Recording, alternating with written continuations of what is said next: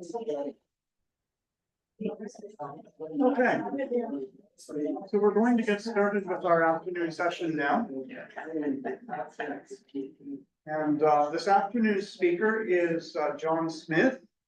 And introducing him is our resident introducer, Shelley Jacobs. So we'll turn the time over to Shelley and then from there directly to John.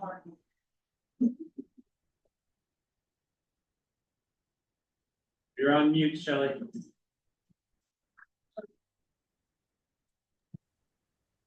Okay, we'll try this again. Good afternoon. I hope everybody had a good lunch. I think that we're in for a real treat this afternoon. John Smith has his own ties to Meaford. His mom was one of the Williams sisters from the Meaford family, and he'll be interviewing his aunts later this afternoon. Oh yes, I forget. I'm in a rocking chair. I'll try to sit still. So John has been preaching full-time for a cappella churches of Christ in Western Canada continuously since 1987. Before that, he preached part-time since 1978. And he has preached for a wide range of congregations. They have included churches that identify themselves with the Disciples of Christ, or the Independent Christian Churches / Churches of Christ. And while he's preached at every congregation in the a cappella Churches of Christ in Saskatchewan, Manitoba, his longest full-time ministry employment was for 17.5 years as an evangelist for the Davenport Church of Christ in Red Deer, Alberta. He has also been a missionary in Belgium and in Mexico. He's done youth work and led youth rallies, Bible camps, and the local youth groups in every congregation where he has served. John currently sits on the boards of Great Lakes Bible College and Clearview Christian Camp, and he is currently working for the Weyburn Church of Christ. John's college and university education combines coursework from Abilene Christian University, the University of Regina, graduation from Preston Road School of Preaching in Dallas, graduate classes from Harding University Graduate School of Religion, and finally graduation from Western Christian College with the Bachelor of Arts in Theology degree. Since 2013, John has been preaching for the Church of Christ in Weyburn, Saskatchewan. John and Jane celebrate their 40th wedding anniversary this year, and they have one son and 2 daughters, and they have 3 grandchildren that they enjoy spending time with. And I could tell you lots of great stories about John, but I won't, because then he can tell stories about me. So I think it's best to err on the side of caution and not say anything. I hand the session now over to John.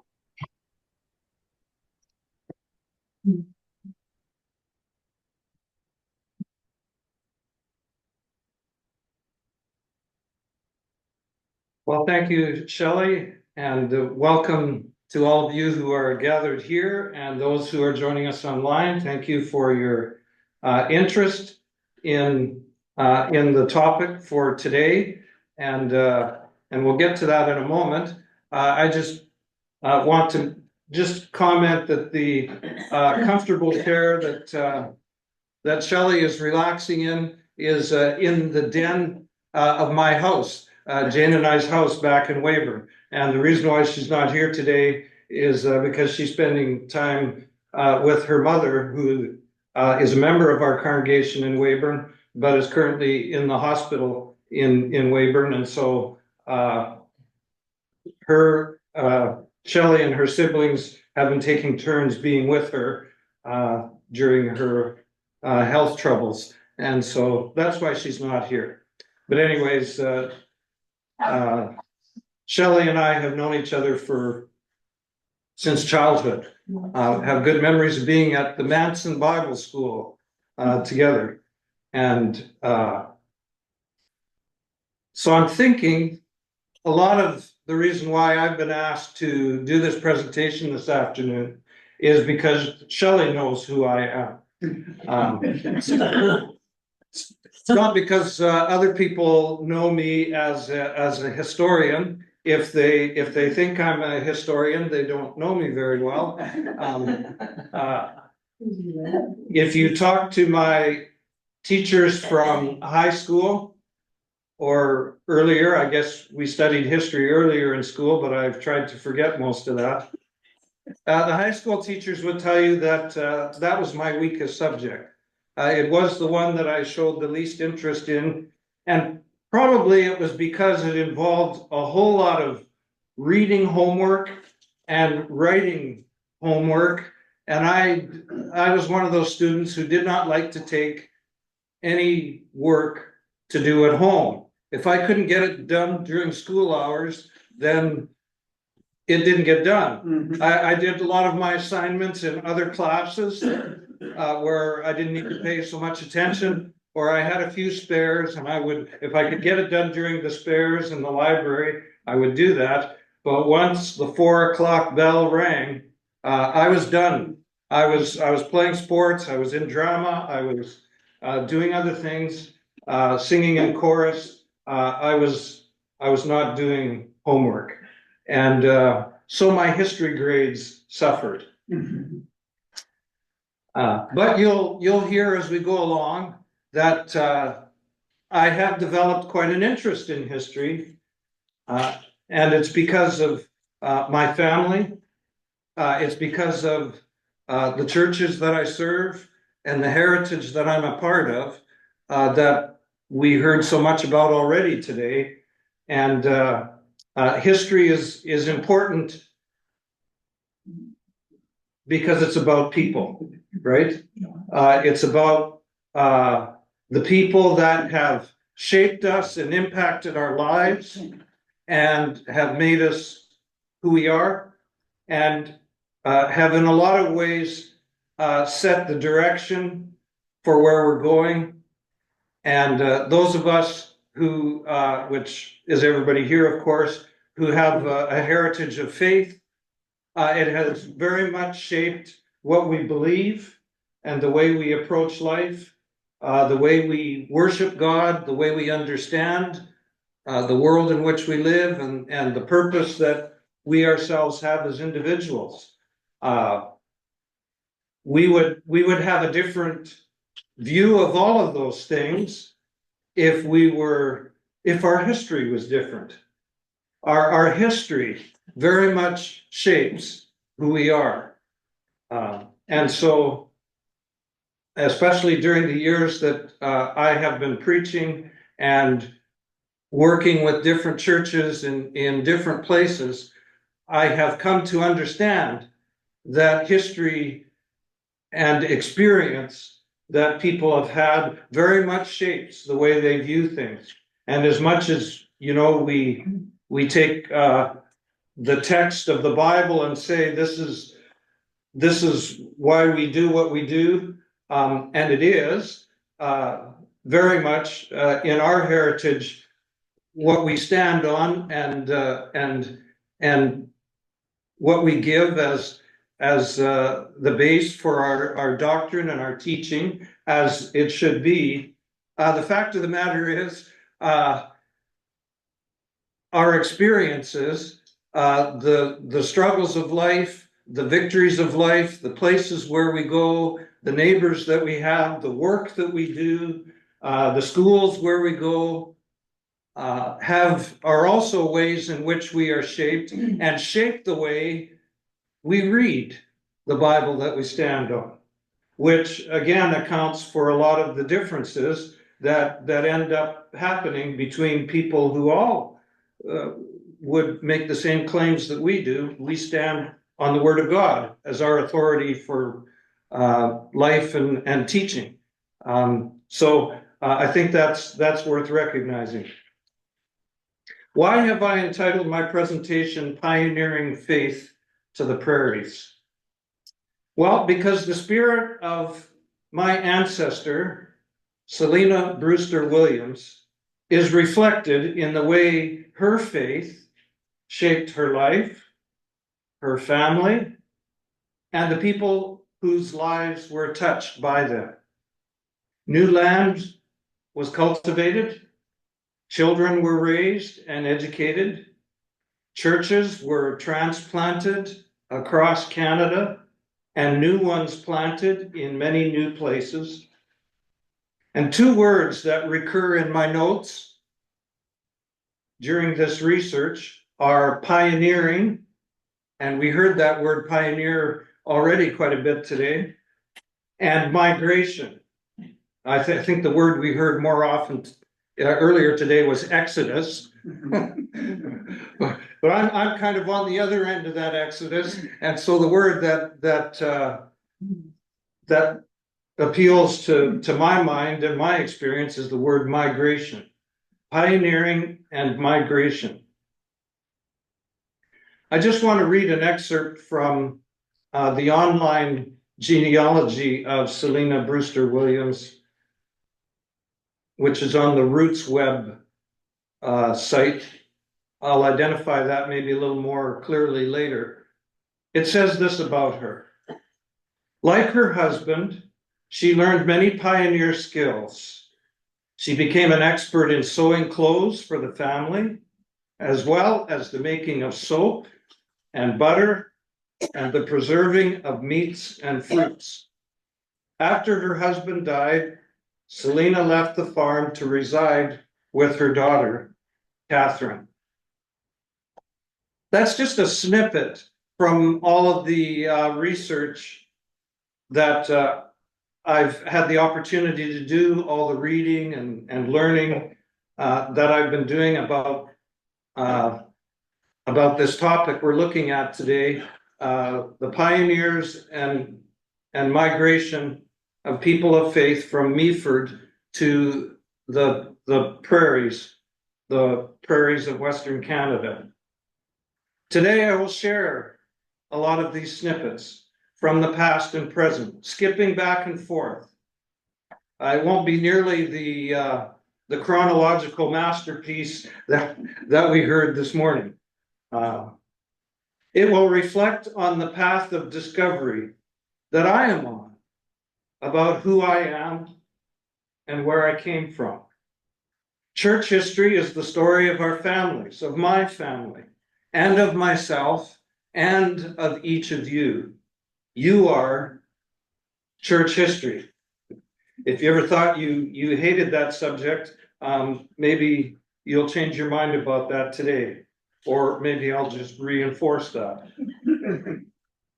God is writing our stories into the history of his forever family. Reflect on this as you listen today. This is what you get when you ask a preacher to do a presentation. So from page 21 of the Meaford Journals, this is what you'll find about, part of what you'll find about John and Selina Brewster Williams.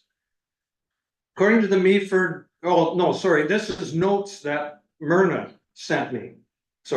According to the Meaford Journals, John Williams was baptized in Syracuse, New York, September 20th, 1846. And Selina was baptized August 13th, 1848. My old high school history mind is going. Selina was the daughter of Ephraim Brewster and granddaughter of Timothy Brewster, who, after reading the works of Alexander Campbell, started a congregation in Ellisburg, New York. John Williams received land in St. Vincent Township. I knew this was going to be a problem using my laptop instead of paper. John Williams received land in St. Vincent Township as the son of a loyalist. Both his father and grandfather, both named John Williams, were in the Revolutionary War. John Williams is almost as common a name as John Smith. Almost. I was named after my grandpa, who also was named John Williams. My mom thought Jonathan might be a better name because John Smith would sound so plain. But it was my dad who insisted it be John because of my grandpa. And I have always been thankful for this, especially after I married my wife. And we, for now, 40 years can introduce ourselves as John and Jane Smith.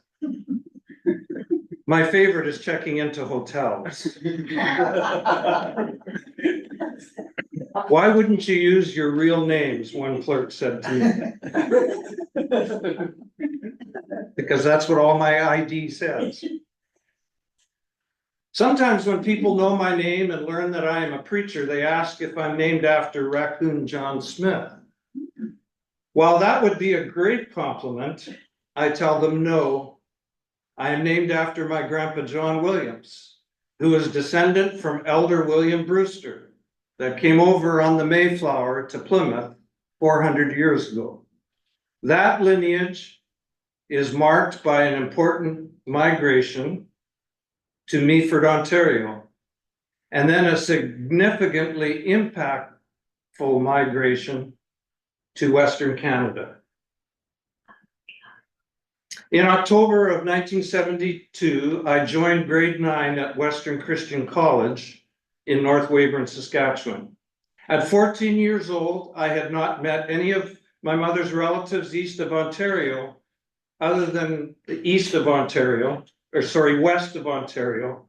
That's what I should have written. I'd met all my mom's family here in Ontario, but not any of the relatives west of Ontario, other than for an anniversary, the families of Austin Perry and Aunt Isabel, my mother's aunt, and their children. I attended an anniversary celebration with them. So I knew they were related to me through my mother, but I didn't know any of my others. There were plenty of second cousins and other relatives who were also in attendance at WCC with me, but I did not know any of them, or even that I was related in any way. And none of the Prairies were there that first year.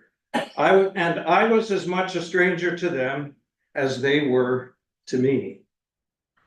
In subsequent years of school at Western and into my adulthood, I learned that I was a descendant from a William Brewster that came over to the New World, as it was called, on the Mayflower in the early 17th century. My mother's first cousin, Margaret Meeks, gave me a copy of the family tree tracking this heritage. Margaret Meeks had to give me this. My mom never revealed this to me, which showed that I shared this lineage back 6 generations to Selina Brewster, who married John Williams in 1828. And she was descended 6 or 7 generations, I'm not good at math, from that pilgrim elder, William Brewster. Perhaps more importantly, I learned that I was related to many people who are my brothers and sisters in churches of Christ across Canada. Many who had and continue to become good friends of mine, and we've been good friends over the years. Last names like Orr, Husband, Olson, and others were added to Williams and Perry, now identified as my relatives. You know, it was a little disconcerting when I realized that everybody knew my family history except me. Mark Husband, who I went to school with, who came from Owota, Saskatchewan, used to ask me repeatedly, tell me again, Scrawny, how are we related? When you don't spend your childhood around your cousins, you don't get to know who they are, and obviously they don't know you either. So then it became a realization to me how important it was, as I said at the beginning, to focus a little bit on history. And that history might actually be something you should pay attention to. And so I have tried to do that in my own ways over the years. So I've been asked to present to you today some information about the migration of disciples from Meaford to the prairies of Western Canada. These people were pioneer citizens of Canada and the kingdom of Jesus Christ. Okay, they were pioneers in both those ways. They were pioneers in our land, and they were also pioneers in the kingdom of Jesus Christ. I am a Christian today, even more a lifelong evangelist because of the pioneering spirit in my family.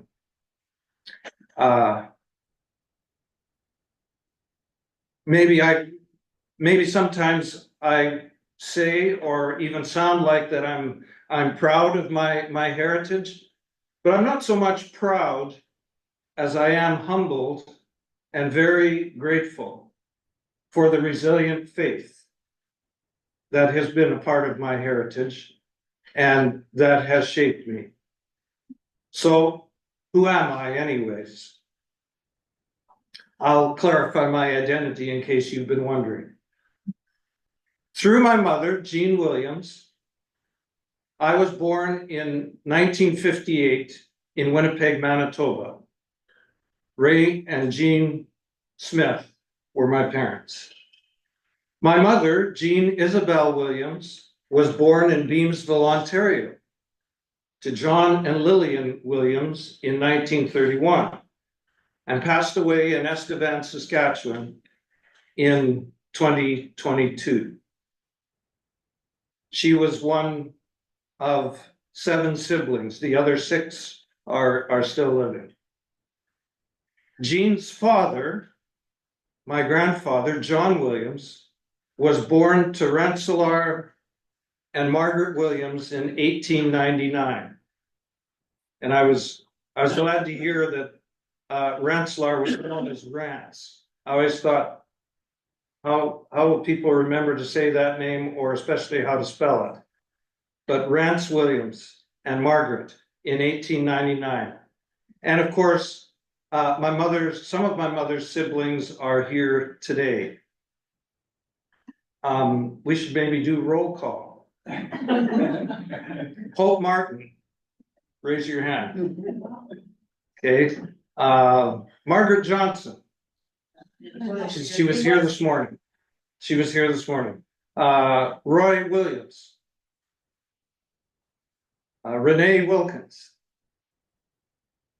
Ruth Williams. And I know John Miles Williams is not here. That was I'm told, the baby in the family. I always hated when my sister Geraldine, who's here, called me the baby of the family. But anyways, maybe Miles enjoys that. So that was the family of my grandfather, John Williams, who was born to Rensselaer and Margaret Williams. John's father, my great-grandfather, Rensselaer Saunders Williams, was born near Meaford, Ontario, to George and Phoebe Williams in 1867. His siblings were Isabel Ray Perry and Uncle George Brown Williams. By the way, if I'm getting any of this wrong, yeah, you would have already corrected me, I'm sure. Hope. But anyways. John, the parents were born my father was born in 1899, I think in Carmen, Manitoba. In Carmen, Manitoba, okay. Rance's father, my great-grandfather, George Newton Williams, was born to John and Selina Williams in 1838. I'm going backwards in time. George Newton's mother, my great-great-great-grandmother, see, I'm tracing back, is Selina Brewster, who was born to Ephraim and Ada Brewster in 1812. Ephraim was descended, in this part of my notes, it says 6 generations from William Brewster, who signed the Mayflower Compact of 1620 and landed at Plymouth Rock on board the Mayflower. I want to read something to you from this book, which is called The American Covenant, The Untold Story. I just want to read this to you about William Brewster. This remarkable Christian lived 3 lives: as confidential secretary to William Davison, a prominent member of Queen Elizabeth's court; then, after Davison's fall from favor, as a separatist leader in England and Holland; finally, as the great spiritual leader of the Pilgrims in the Plymouth colony.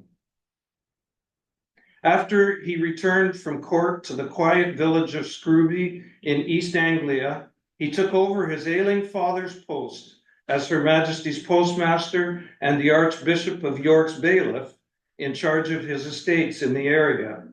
He set about trying to reform the Church of England from within by getting good scriptural preachers for the local churches and paying them out of his own pocket. Many churches went without preaching for years on end, since Queen Elizabeth plainly preferred the reading of government-approved homilies to sermons that reflected the individual interpretation of Scripture. When the Church of England demanded more rigid conformity to its rituals and rejected the right of individuals to hear unauthorized preachers, Brewster finally decided to separate from the church and to covenant with other Christians in his area to form a scriptural congregation. There's more I could read there, but I just wanted you to know that heritage,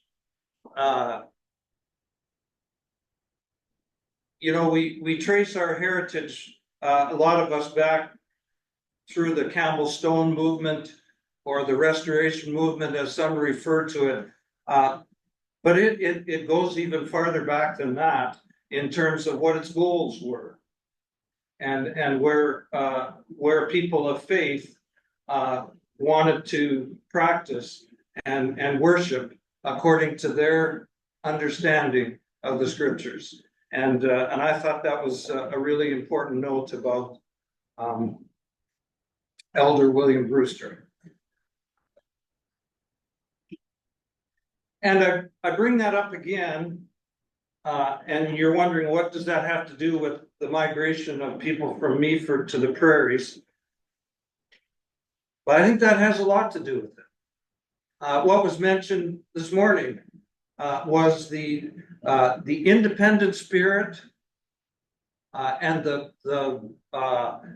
strong will to pursue what one's faith in the way one understood the scriptures is what led to and shaped the history, as we heard, of the Meaford congregation, and what also led and shaped the migration and the pioneering that happened on the Canadian prairies, a lot of which was people that migrated from Meaford. It was that same spirit which you hear in the way this heritage is, and so I cherish it very much. The beginnings of the Churches of Christ in Canada's Prairie West significantly consist of the migration by disciples from Ontario. Figuring prominently in this are the descendants of the Pilgrim elder William Brewster and their relatives at or near Meaford, who moved to places in Saskatchewan and Manitoba as homesteading farmers and school teachers. With their devout faith and pioneering spirit, they overcame great challenges to establish a livelihood through produce, crops, and livestock. At the same time, they planted Churches of Christ, committed to restoration ideals held by Selina Brewster's father, Ephraim Brewster, and her grandfather, Timothy Brewster. Many of these started with worship in their homes, shaped by their original experiences with the disciples in Meaford, Ontario. They also attended and established Bible schools in various rural communities on the prairies, patterned after those that the disciples conducted in Beamsville, Ontario, and even Nashville, Tennessee. We heard some of that history too earlier today. This led many of them to eventually establish a Christian college, first named Radville Christian College, which later became Western Christian College. These winter and summer Bible schools until 1945, and then the Christian High School and Bible College at WCC, greatly strengthened the churches of Christ, especially the a cappella congregations, as the initial pioneer congregations grew and multiplied. The impact of this stream of disciples who migrated from Meaford is still highly evident, and it has been to me all my life. You know, I didn't understand the history, but the impact of these people accounts for why there are churches all across Manitoba and Saskatchewan. I feel greatly blessed to be a part of this heritage. Instead of trying to be comprehensive and bringing up every name in detail, I've chosen to focus on some specific stories which portray an example of the amazing journey upon which these pioneers chose to embark. So like I said, I won't be giving you a chronological survey. What we heard this morning was so well presented, and I thought, wow, I wish I was a historian. But may we be better informed of our spiritual heritage and receive inspiration for our own as we examine just a small part of the picture of this great migration. First, I want to, just before I embark on that, just indicate the sources that I consulted, and some of them I brought with me in case you wanted to look at them if you haven't seen them for a while. There's the Centennial Yearbook Churches of Christ in Canada that was edited by Jeff Ellis and Dan Weeb. That was printed in Beamsville in 1967. There's J.C. Bailey's book, 40 Years, a Canadian Preacher, 1921 to 1961, printed by Matthews Printing Company. I do have with me and will refer to the history of the Regina Church of Christ, 7th Avenue and Pasqua Street, a 75th year anniversary. This was prepared for that congregation's 75th anniversary homecoming in August of 1992. And it has an incredible amount of good history in it.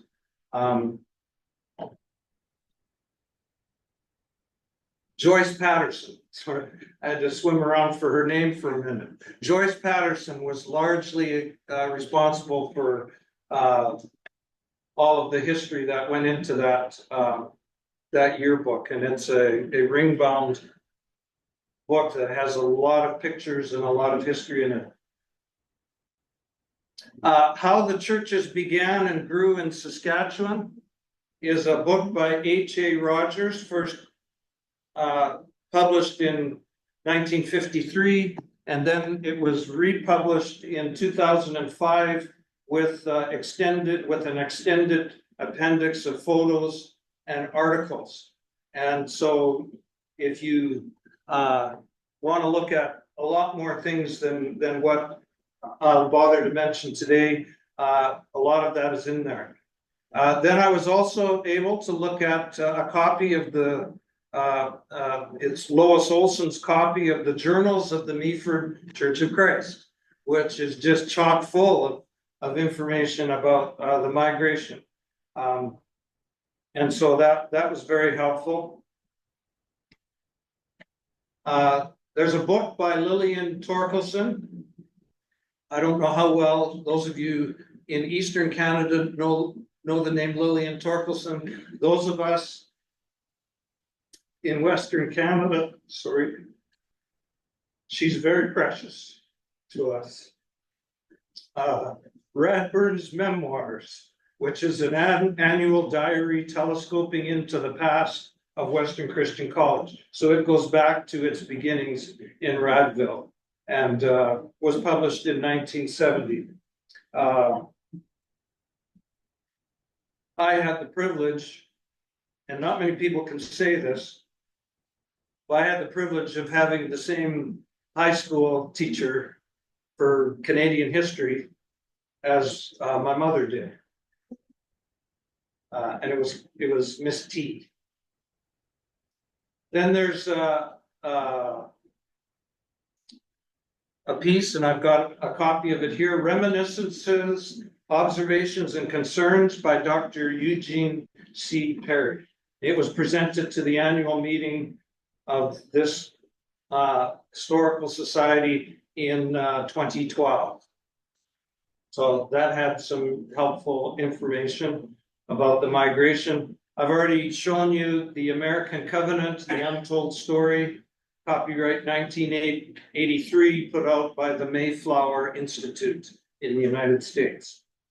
And then there's a website, Roots Web and / and if you put the names of like Selena Brewster or John Williams, or you could put the names of some of the Yorks or Prairies or Orrs or any of those names, and it'll take you to a collected online history by Shirley York Anderson and Margaret Johnson.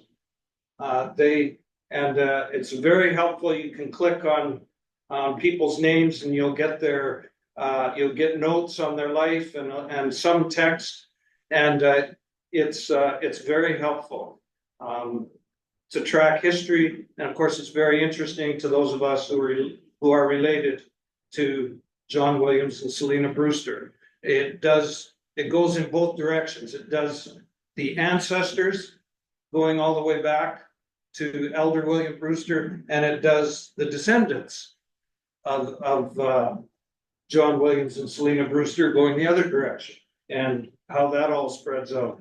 So that's very helpful.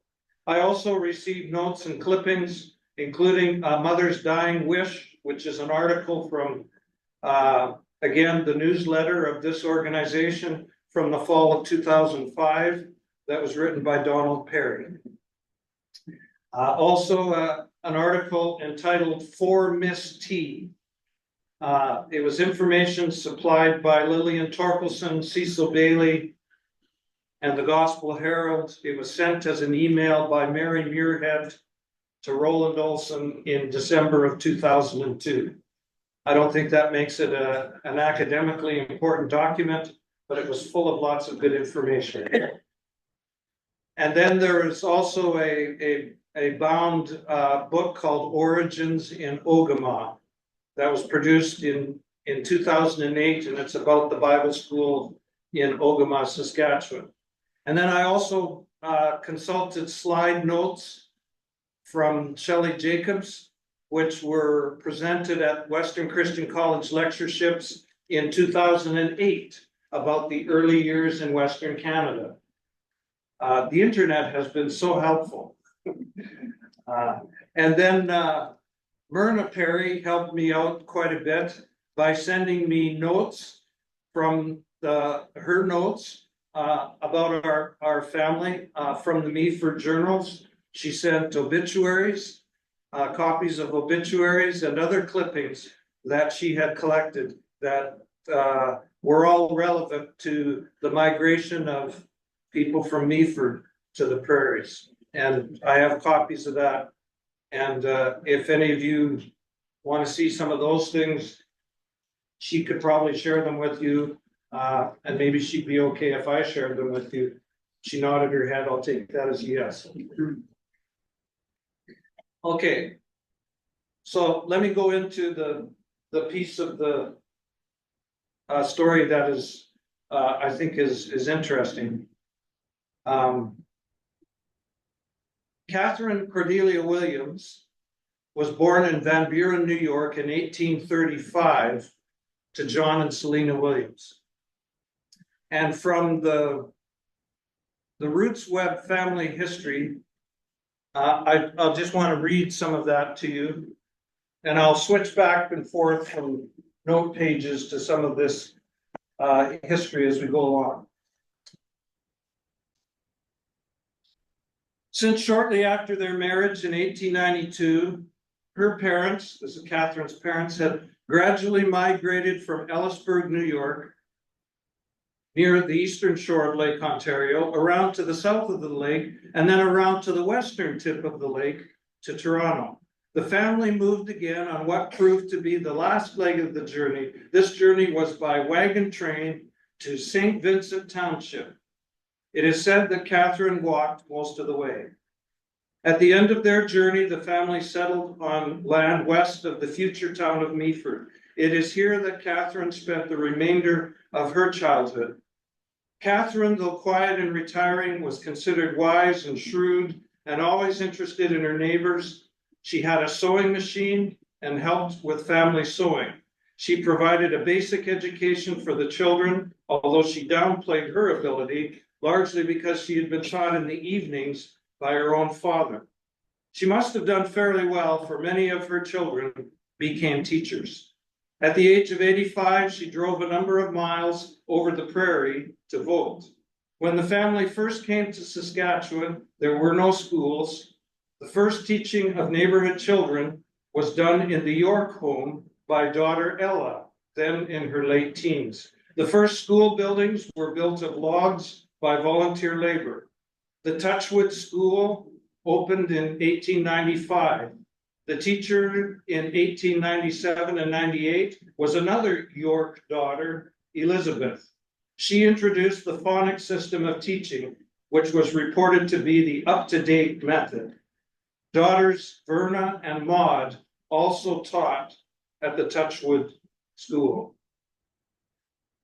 I just wanted to read that to you to again give you an idea of what it meant to be a pioneer, both in life, as you migrated in the younger years of this land, and also as a person of faith.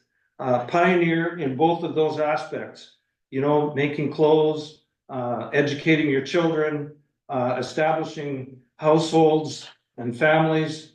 It was a different life than probably most of us have experienced. But there are things that they modeled for us, things that they have shaped in us that we probably need to preserve and carry on into the future and hand on to our children about how to do life and how to do faith. And so that's why I wanted to highlight that in particular. Catherine married her first husband, Wilson Mallory, in St. Vincent Township in October of 1854. Excuse me while I flip back and forth between resources here, and I won't identify always what I'm reading from, but I've introduced you to what I gathered this from. Lydia Mallory was the stepdaughter of Catherine, who we just talked about, Cordelia Williams York. And she married Christopher Hill, lived in Carman, Manitoba, part of the Carman congregation. And she became a part of Catherine's family with her second husband. So and this was part of what made it a confusing web for me to untangle. I still haven't untangled it all. And you'll hear how it gets even more tangly as we go along. Catherine married her second husband, Frederick York, in St. Vincent Township in December of 1858. They moved to Saskatchewan in 1890 and were part of the Prairieville congregation. Info from Myrna's notes on the Meaford journals on their children. So here are their children. So again, this is people that moved to Saskatchewan and from Meaford. So their children were these: Selina York, who went to Manitoba to teach about 1879 or 1880, and we'll talk more about her. Ada York, who went to Rosebank, Manitoba to teach about 1880, and she married Joseph McGill at Carmen, Manitoba, and he was one of the early homesteaders in the area. And their son, Laurie McGill, composed religious songs. And then his wife was Evelyn Orr, who was sister to Wilfred Orr. Interconnections. Angeline York, she was a music teacher in Carmen, and she married William Hilton Campbell in 1898 at Rosebank, Manitoba. Their descendants are active in the church in Carmen and Winnipeg, or their descendants who were active in the church in Carmen and Winnipeg were Merle Campbell Bulmer, Eileen Campbell Sargent. Then there was Mary Maria York, who went to Perryville with parents in 1890 and married Charles Perry. A lot more about the Perry family. Then there was Ella York, probably went west with parents, taught school at Perryville, Milner and Carmen, active in church in Vancouver, and married Donald McIver in BC. Then another daughter in this of Catherine and Frederick York was Elizabeth York, who was known, I guess, as Lizzie, moved from Meaford to Carmen in 1889, lived with her sister Ada McGill, taught school at Perryville and Carmen. You're hearing a lot of school teachers, and you're hearing a lot about Carmen and Perryville. Taught at least a year at Beamsville Bible School as well. Then another sibling was Maud York, who was baptized in a meeting held in Meaford by S.M. Jones. She attended Nashville Bible School when her uncle and aunt, James and Mary Amanda Williams Trout, took a group of students from Meaford to Nashville. And they also took Mary's youngest sibling, Abigail, and her husband, John Deegan, to Nashville. They rented a house from James A. Harding. It was across the street from the Nashville Bible School. Mary and James Trout, son, W.E. Trout, taught business at Nashville Bible School. Maud married Edward Quigley at Punachai, Saskatchewan, that's near Wishart and Perryville, in 1911, and then died in 1913 after childbirth. So that was Maud York. So there's a kind of Bermuda Triangle that was developing out west between Carmen and Perryville and Wawota, Saskatchewan, where people were migrating and moving around, and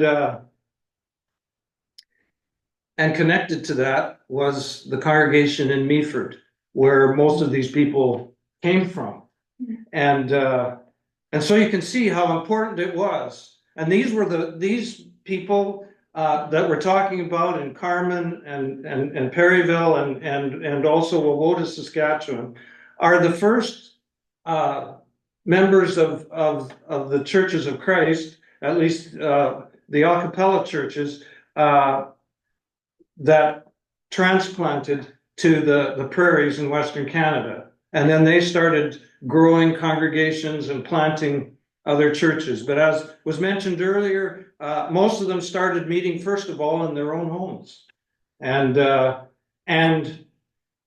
brought with them a lot of the practices and ways of worship and principles that had been ingrained in them, that had been shaped in them by their experience in Meaford, Ontario, which the history of which you heard lots about already today. And I think that's pretty cool to be able to recognize that. Well, let's go back to Catherine and Frederick York, because this is important to the history of the church on the prairies. Two of their daughters play a very interesting part of the westward pioneering and migration. One was, as we mentioned, Selina York, who went to Manitoba to teach, married Charles Perry in February of 1882 at the home of Christopher and Lydia Mallory Hill in Salterville, Manitoba. And there's a lot of interesting things about her. Do I have another 20 minutes? Is that what I have? Yeah. Okay. So I'll try and gauge things by that. Many farmers at that time favored going west, and Charles and Selina Perry also decided to leave Manitoba and go west to find suitable farming land. In 1882, they set out from Tobacco Creek near Carman, Manitoba, for Edmonton, Alberta, where Selina had a cousin. They went on a government road built for travel to Edmonton. They traveled in an old type Democrat. Does anybody know what that is? Yeah. What's a Democrat? It's not I don't think it's a political term. It's a horse-drawn wagon. It's a horse-drawn wagon, okay. Took out the back seat and made a bed there at night, tethering the horses with a long rope to feed on grass. A young man was hired to ride a horse and drive a few cattle for them. Their progress with such an outfit over mere trails was necessarily slow, and they only reached Touchwood Hills, Saskatchewan in the fall on September 22nd, 1882. They were induced by a Mr. Wishart to build a homesteader's shack and put up feed for their stock so they could spend the winter there. They never went further. Instead, they homesteaded there in Wishart. They erected a cabin, but afterwards discovered that the section had been acquired by the CPR, and this was corrected by building a cabin farther over on the east half, and it gives a site number. One of the first settlers in the Round Plain district, he worked his land with a yoke of oxen. Their two children, Verna and Fred, were among the first white children born in the locality. Pioneers. Very much pioneers, going out and establishing a life for themselves in very tough circumstances. So Charles Perry was baptized in Meaford in September 1884. And when he took Selina, when he took Selina back to Meaford, because she was critically ill and actually died in Meaford. And this you'll also find out about in the Meaford journals. And here's some more history about that. This is from the Meaford Monitor. Mr. Charles Perry, son-in-law of Mr. Fred F. York, left for the Northwest on Monday. He takes the steamer at Owen Sound for Port Arthur. Didn't know about the train, I guess. He leaves his two little children with his friends. We trust Mr. Perry has seen the saddest part of his experience in life, and he may rest assured his very kind attention and efforts to please and comfort his dying partner will long be remembered by her many friends and acquaintances. He arrived back at his land on October 6, 1884. Returning alone to Saskatchewan, Charles was not yet free from misfortune, for his house burned down in April of 1888, and he was living through the Riel Rebellion. Due to the rebellion, there arose considerable unrest among the Indians on neighboring reservations, and a group looking angry and carrying some weapons would camp on a knoll near a settler's home. Some of the newer settlers became panic-stricken and moved away. Mr. Perry and his neighbors, hiding their misgivings, approached their visitors in a friendly manner, giving them anything requested. Some matches on one occasion. the Indians decided the settlers were kind friends and returned to their homes. Time passed without Charles being able to be reunited with his family until Frederick and Catherine, first wife of his first wife, Selena's parents, came out to Homestead and brought his children and his future second wife with them. This is quite an interesting life that this family had. Their children, Verna Perry, husband, and Fred Perry, then were active in churches in Saskatchewan, Wawota, and Perryville. Fred attended Beamsville Bible School, as did Walter husband, who married Verna Perry. And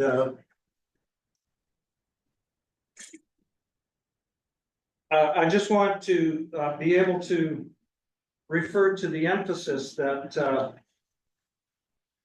the impact that they had on the churches. Let's take a look at Verna Mildred Perry. She lived with her grandparents who were Frederick and Catherine Perry, in Meaford for 5 years after her mother died, and returned to Wishart when they moved out there in 1890, as we just mentioned. She was living with her aunt and uncle, the Will Campbells, in the Garnet School District, a few miles east of the town of Carman, Manitoba, preparing for the July public school leaving and college entrance examination.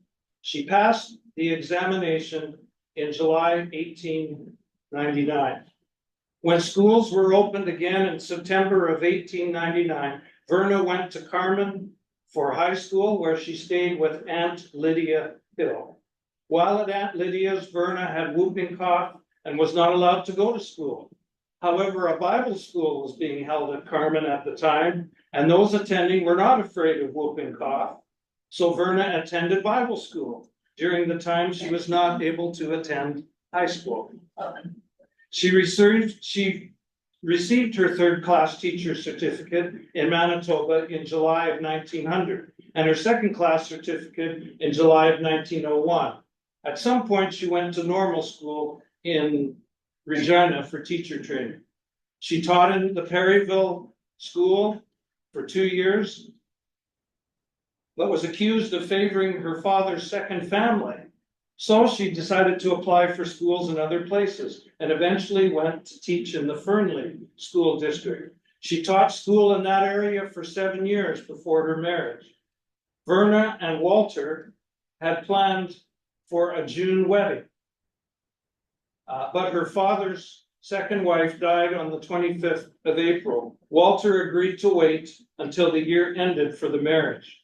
Verna wanted flowers for her wedding, as real flowers were very difficult to obtain in the day away from the city. She got narcissus bulbs and managed them so well that she had blossoms for a bouquet.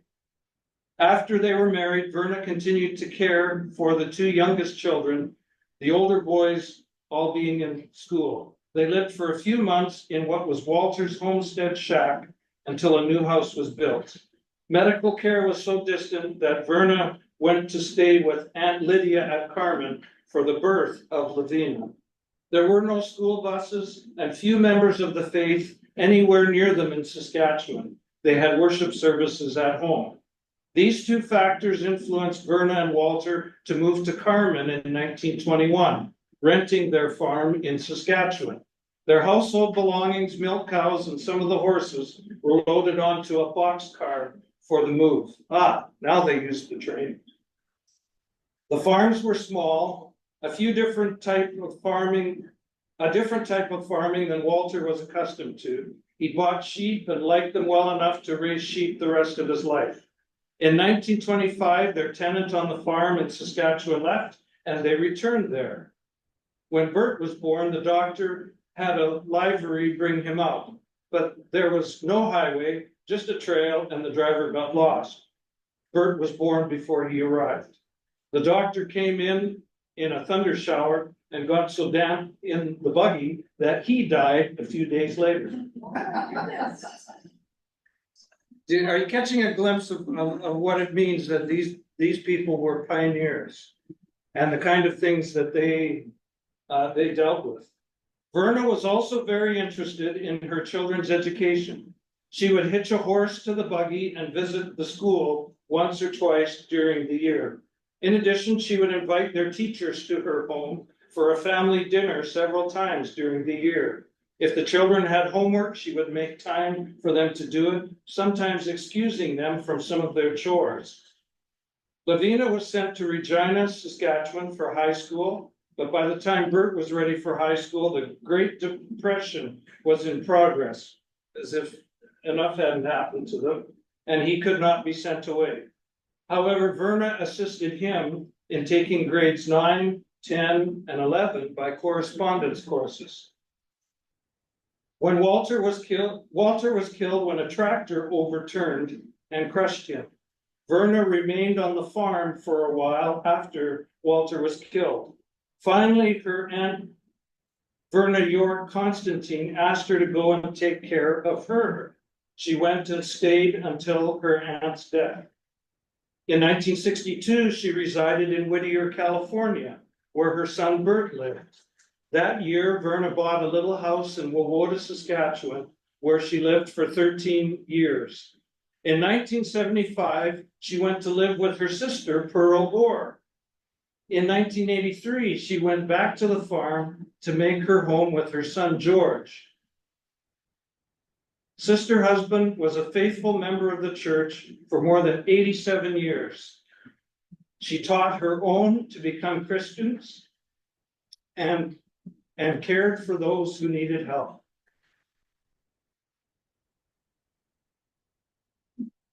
That's quite a legacy that she leaves. And had a lot of impact on a lot of people. And so you think about the churches in the prairies, and I just want to highlight this.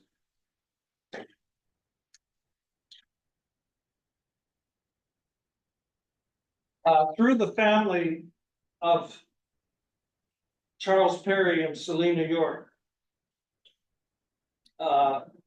and William Walter husband and Verna,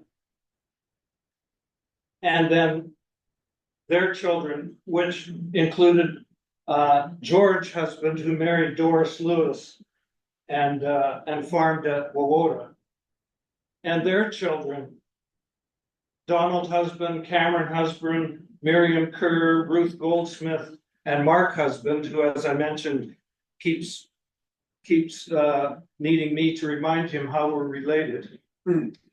These people continue to be the mainstays of churches all across the prairies. In Dauphin, Manitoba, in Wawota, Saskatchewan, at Moose Mountain, in Regina, at the General Road Church, and I'm probably missing places that these people in particular impact. But this is the kind of impact that has happened in Western Canada because people migrated from Meaford. Okay, I just want you to realize that. You know, again, it was referred to as the Exodus, which maybe felt like a subtraction at this end. But it was more than just an addition at the other end. It was a multiplication of disciples and of churches. And that should give both encouragement and gratitude and help us to understand how important all of this was in what God was doing with his church. Of course, the other daughter of there was Mary Maria York, who went to Perryville with parents in 1890, and she was the second wife that married Charles Perry, this time in 1892. This is 10 years later. All children who were active in the church were Ernest, who attended Beamsville Bible School at the request of the dying mother and stayed in Ontario. Austin, who married his second cousin, Isabel Ray Williams, and attended Beamsville Bible School, was active in the Perryville and Yorkton congregations in Saskatchewan, and whose descendants include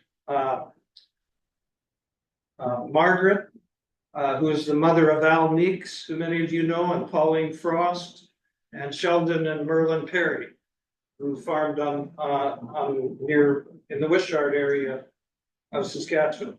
Also, Claude Perry, active in the church in Saskatchewan, in BC, in Manitoba, and later in Ontario. And also Lynn Perry, who was active in the church in Wawota, and who was raised by her sister, Verna Perry husband, that we talked about.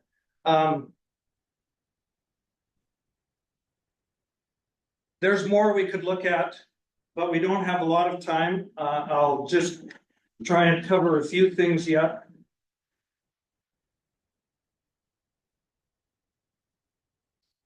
Through Charles Austin Perry and Isabel Ray Williams, who I just mentioned, and their children, Margaret Meeks, Pauline Frost, Sheldon, and Merlin, and then their children, all of whom I got to meet and have become very good friends of mine, as well as being distant cousins. Ivan Perry, part of the church in Red Deer, where I preached for 17 and a half years, and many others. And when I think about all the congregations where these people have had an impact, the Regina congregation, where Al Meeks was for a few years, out at Elkhorn, where some of them live now, Bill Perry, and at Red Deer, as I mentioned, at Marquette, at Perryville, in Yorkton, and at Medicine Hat. These are all places on the prairie that have been touched by people that have migrated from Meaford, Ontario. I think it's important for you to know that. And I think it's important for all of us to remember that. There's so much more we could talk about today, and we won't have time to. Anyone heard of Wilfred Orr? Okay, and his impact on the churches in the prairies. Anyone heard of H.A. Rogers? Anyone heard of Charles Petch?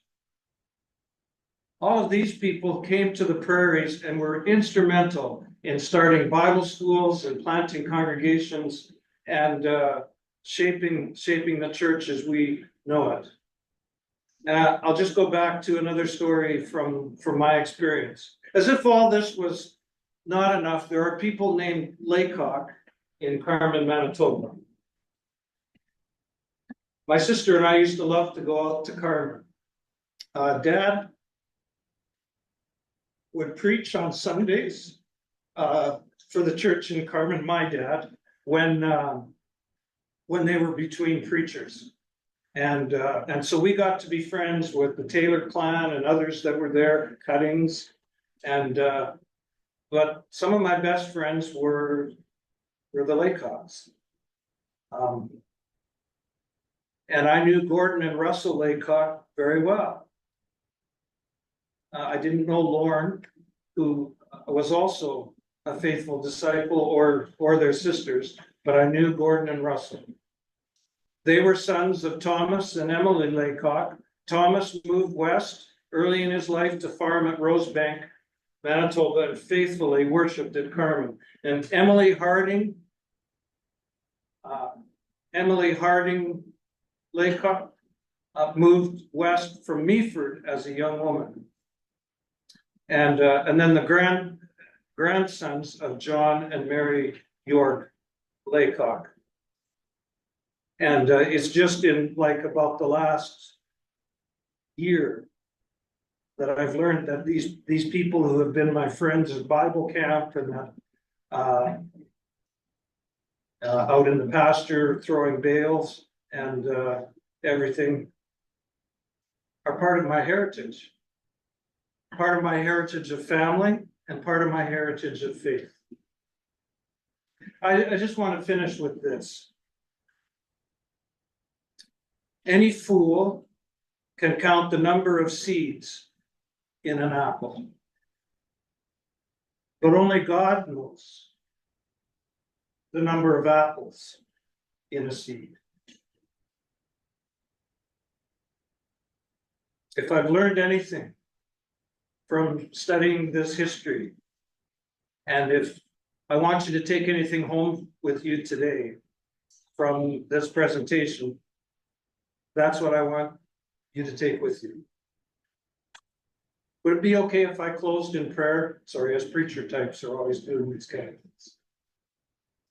Dear Lord, I'm thankful to you for how you've invested in each of us as a person, how your design and plan for our lives included the families we've been a part of, the places where we've lived, the homes where we were raised, the teachers we've had, the teachers that some of us have become, the preachers that came through and shared the gospel, the grandmas and the neighbors that also shared the gospel just by being who you called them to be. And we're thankful for the place that congregations like the disciples in Meaford have in our lives, and the impact that it's had on your kingdom in its own situation throughout Ontario and across Canada and around the world. Dear Lord, help us as your disciples, wherever we are, to realize that you've called us with our abilities and gifts that you've given us to plant seeds and to give glory and honor to your name for the increase. And this is what we pray for in the name of our Lord and Savior, Jesus Christ. Amen. I want to just. Thank you, John. I want to just add a quick addendum to what John has said. I want to tell you that this Ontario boy is eternally grateful for the churches in the West. Because my grandparents, who were married in Quebec and not part of the church, went out to the West to find work and were converted in the early days of the Regina Church, thanks to Brother Rogers and his work out there. And then they came back to the East, trying to share what they had learned with their families. But anyway, thank you, John. That was fantastic, and it's a beautiful thing to learn more about the church out West. Margaret. In recent years, the board has been talking about, we need to talk about Western Canada history. Mhm. And after last year's meeting, Berta Perry came to me and said, you know, we should talk about the story of Beaver to go west. I think the board talked about it a couple times and said, okay, that's what we're going with.